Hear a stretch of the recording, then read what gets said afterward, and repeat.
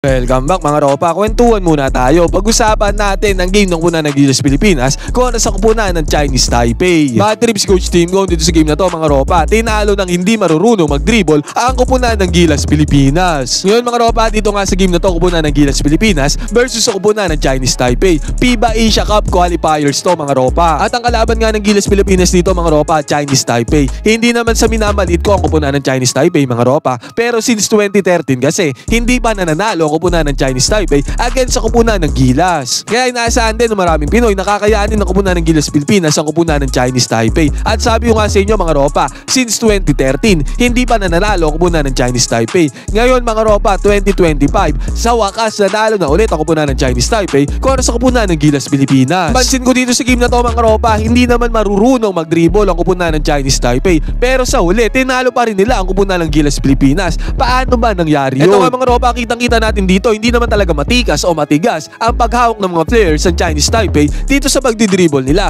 Pero still mga ropa, tinalo nga nila ang kupunan ng Gilas Pilipinas. Ngayon mga ropa, isa-isahin at himay-himay natin kung ano ba talaga ang nangyari dito sa game na to. Kupunan ng Gilas Pilipinas versus kupunan ng Chinese Taipei. Simulan na natin to. Okay game. Ngayon mga ropa, dito tayo magsimula. 51-50 ang score, third quarter. Dikitan pa ang score dito. At tingnan natin dito mga ropa, nagpapasahan lang ng bola dito ang kupunan ng Chinese Taipei. Parang ang wala silang point guard dito mga ropa, kasi yung pagdidribble nila dito hindi talaga matigas o matikas. Kung baga kung pinanood nyo ng buo tong game na to, mapapansin nyo parang walang primary ball handler ang kupunan ng Chinese Taipei. Pare-pareho sila ng skill sa may dribbling. Dito nga mga ropa, kitang-kita natin kung tinginan lang. Kung mag-dribble sila ay para bang lagi mawawala yung bola. Walang katigas-tigas sa kanilang pagdidribble. Yun ba masasabi mong ito ang point guard ng kupunan ng Chinese Taipei? Yung mantimong mala Jason Castro yung naghahawak ng bola. At dito nga sa play na to mga ropa, nagpasahan lang tong kupunan ng Chinese Taipei dito sa may ibabaw. At ang nangyari pa dito mga ropa, nung mga atake na yung kupunan ng Chinese Taipei dito sa may loob, dito sa may 3-point area, hindi na nga mabilis yung pasahan dyan ng kupunan ng Chinese Taipei mga ropa,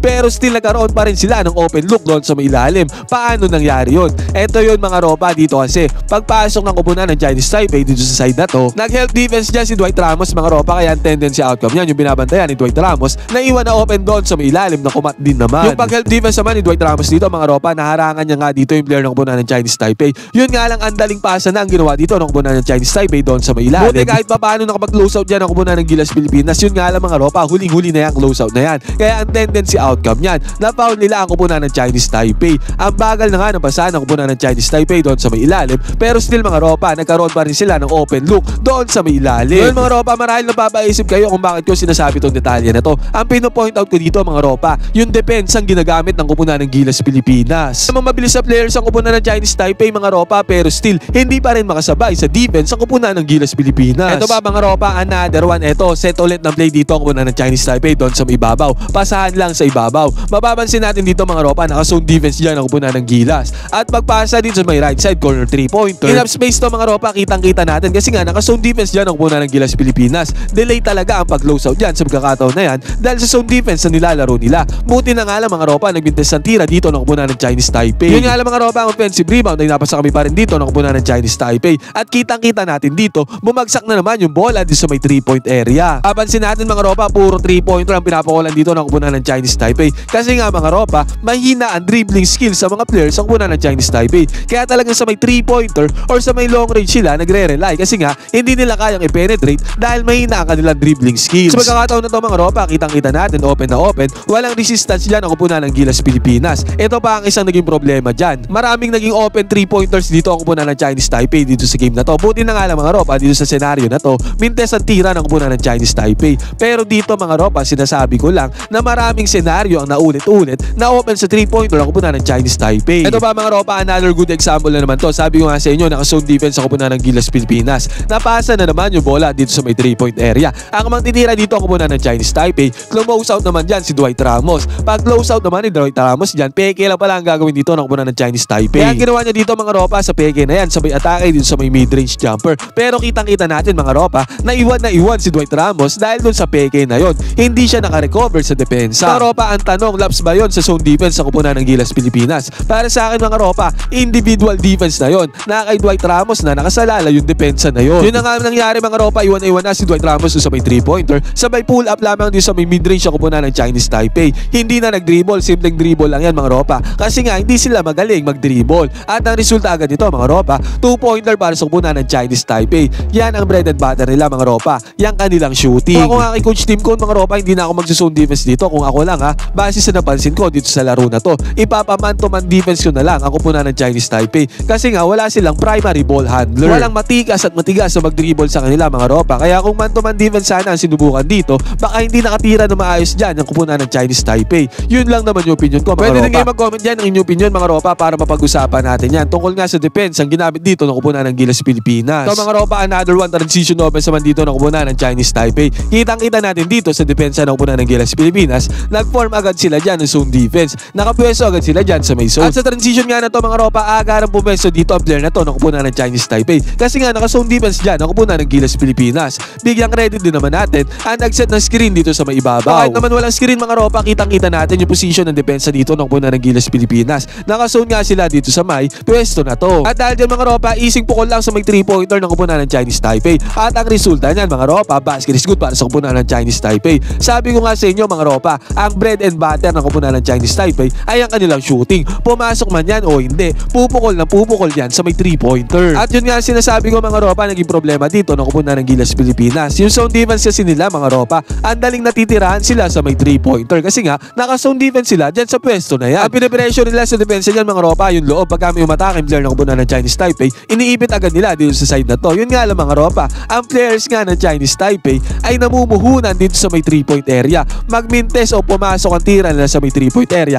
wala silang pake. Kasi nga mga ropa, yan lang yung tirang kaya nilang gawin. Hindi naman kasi sila matibay sa pagdidribble. Tulad nga ng sabi ko kanina, hindi naman aatake ng atake sa loob yan mga ropa, kaya nonsense yung pag-zone defense dito ng kupunan ng Gilas Pilipinas. Kahit anong gawin nila dyan mga ropa, sa may 3-point area, pupukol na pupukol yung player ng kupunan ng Chinese Taipei. Nag-enjoy ka na at nanalo ka pa, piliin ang link na nasa may comment section, gamitin ang promo code na Johans, piliin ang sports option para makakuha ng 12,000 bonus. Eto mga ropa, dito naman tayo sa pagkakataon na to. Nag-turnover si JB32 sa senaryo na to. At dito nga sa pagkakataon na to mga ropa, kitang-kita natin na nag-try mag-dribble dito ang kupunan ng Chinese Taipei. Diyan sa pagdidribble na yan mga ropa, mapapansin natin para nga mawawala yung bola diyan sa pagdidribble na yan. At sinubukan pa nilang umatake diyan sa depensa ng kupunan ng Gilas Pilipinas. Sinubukan nilang mag-drive papunta doon sa may loob. Which is hindi naman talaga nila ginagawa mga ropa kasi nga puro 3-pointer at mid-range jumper lang ang pinapakola nila dito sa game na to. At nung sinubukan nila yan mga ropa, kitang-kita natin dito, ang dali lang ng ginawa ni Scottie Thompson na istilan niya na dyan yung pagdidribble ng kupunan ng Chinese Taipei. O diba sabi ko sa inyo mga ropa, malambot ang dribble ng kupunan ng Chinese Taipei. Kitang-kita natin dito sa play na to na ginawa nila na talaga malambot ang kanilang pagdidribble. Ang dali lang ng ginawa ni Scottie Thompson dito mga ropa,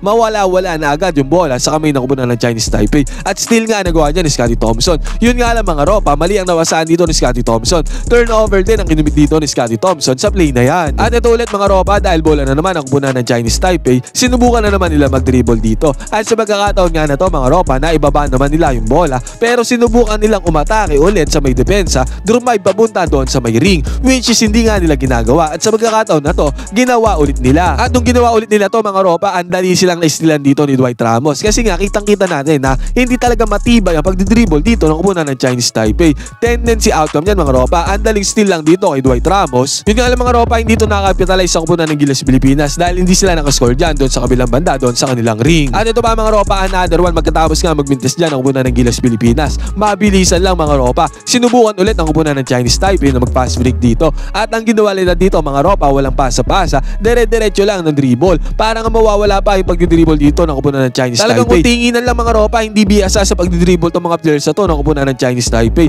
Hindi sila matibay sa pagdidribble. Paulit-ulit ko na sinasabi. At sa pagkakataon nga na to mga ropa, umatake dyan ang kupunan ng Chinese Taipei. Nakalusot sila sa depensa ng kupunan ng Gilas Pilipinas. Pero napaka-awkward ng tirang nangyaring to kasi nga hindi sila sanay drive dyan papunta doon sa may ring. Kaya ang resulta nito mga ropa, credits din naman sa depensa ginawa dito ng kupunan ng Gilas Pilipinas. Mintes ang tira dito ng kupunan ng Chinese Taipei. Dito naman mga ropa, kung usapang opensa naman tayo ng kupunan ng Gilas Pilipinas, ang napansin ko dito sa game na to para sa kupunan ng Gilas Pilipinas ay wala silang ibang hinahanap kung hindi si Justin Brownlee. Walang naging sariling galawang players dito ng kupunan ng Gilas Pilipinas. Kada hawak nila ng bola, ang hinahanap lang nila ng hinahanap ay si JB32 sa may opensa. Buti nga mga ropa, kahit papaano nakakapagpundar talaga si JB32. Talagang buhat mode siya dito sa game na to para sa kupunan ng Gilas Pilipinas. Kada hanap sa kanya ng kanyang teammates, nakakapag-provide si JB32. Yun nga lang mga ropa para sa akin. kawawa na si Justin Brownlee dito sa game na to. Kasi kayod kalabaw talaga si Justin Brownlee. Yun nga lang mga ropa, wala siya nagiging enough na tulong galing sa kanyang mga teammates. Ito mga ropa, bumalik ulit tayo sa opensa dito ng kupunan ng Chinese Taipei. Sa kanila naman yung bola dito. At ang ginagawa na naman ng play dito mga ropa ay pasa-pasaan ng bola dito sa may ibabaw. At kita-kita nga natin dito mga ropa sa pagpapasaan ng bola ng kupunan ng Chinese Taipei.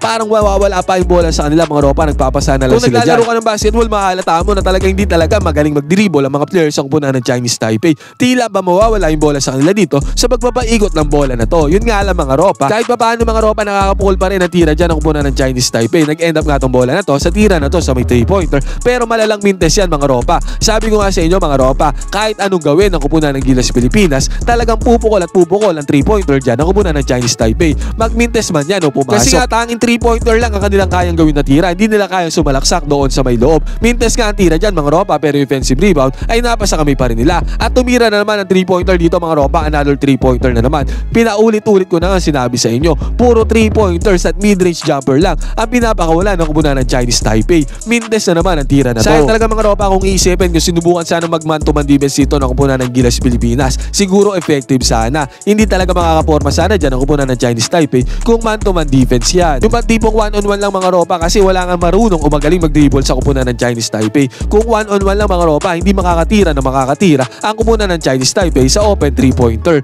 Compared sa zone defense na ginagawa ng kupunan ng Gilas Pilipinas mga ropa. At dito nga sa pagkakataon na to, another one ulit, opensa ng kupunan ng Chinese Taipei. At sa pagkakataon nga na to mga ropa, depensa ulit ang kupunan ng Gilas Pilipinas. Nag-set lang na high screen dito ang kupunan ng Chinese Taipei. Nakuha na dyan si Justin Brownlee sa may depensa. Yun nga lang mga ropa, ang problema dito, naka-drop defense dito si Junmar Pardo. Hindi siya nakaibabaw sa depensa dyan, kaya pagkagamit na screen dito sa may ibabaw, open na naman sa may mid-range jumper ang kupunan ng Chinese Taipei. At syempre mga ropa, ipupukol ng Chinese Taipei ang mid-range jumper na yan, kaya sumalaksak sila, which is hindi naman nila forte yun, hindi naman sila magaling sumalaksak. Mid-range jumper para sa kupunan ng Chinese Taipei, score na naman para sa kanila, basket is good. At ito ba mga ropa, sabi ko nga sa inyo, hindi marunong o magaling mag-dribble ang kupunan ng Chinese Taipei. Kitang-kita naman natin dito sa pagmamando at pagpapaikot nila ng bola. Na hindi talaga sila biyasa o magaling sa pag-iikot or pagmamando ng bola. At kitang-kita nga natin dito mga ropa, sa pagkakataon na to, another zone defense na naman laro ng kupunan ng Gilas Pilipinas. Kaya kahit na napakapangit at napaka-awkward ng pagpapaikot ng bola dito ng kupunan ng Chinese Taipei, still mga ropa, nagkaroon pa rin sila ng enough space dyan para pumukol ng 3-pointer. Kita-kita naman natin dito.